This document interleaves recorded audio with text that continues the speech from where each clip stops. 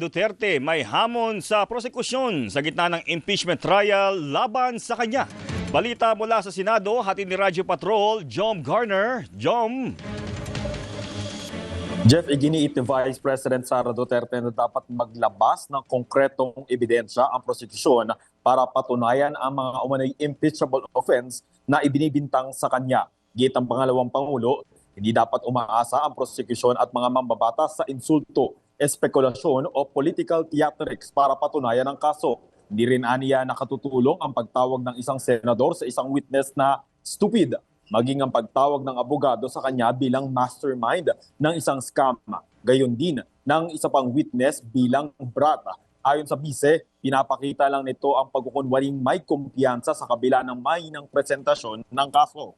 Matatandaang harapang inilarawan ng Senator Judge Rafi Tulfo si dating OVP Special Disbursing Officer Gina Acosta na stupid in the name of blind loyalty. Tinawag naman ni House Private Prosecutor Attorney May Divina Gracia na mastermind ng scam si Duterte sa direct examination niya kay OVP Assistant Secretary at Assistant Chief of Staff Lemuel Ortonio. Ang testigo namang si NBI Director Melvin Matibag ang tumawag na brat sa bise sa isang opinion piece sa isang pahayagan. Tinuna naman ni VP Sara ang aniyay kawalan ng pananagutan sa matinding pagbaha at kahirapan sa bansa. Aniya, sa halip ay prioridad ng administrasyon at ng mga kaalyado nito ang impeachment, paghahati-hati sa 2027 budget at planong baliin ang konstitusyon para manatili sa pwesto. Samantala, sa ika-19 na araw ng impeachment trial, sumalang sa cross-examination si Ortonio sa pangungunan ni Defense Counsel Attorney Christine Ferrer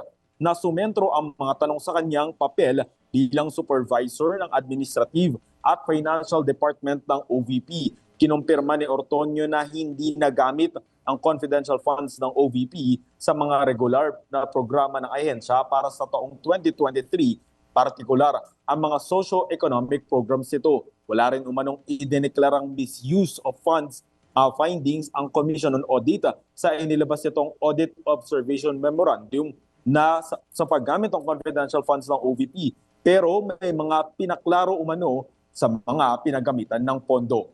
At yan, ang balitang kumpirmado, sigurado. Ito ang Radyo Patrol, Jom Garner, DZMM. Maraming salamat, Jom Garner.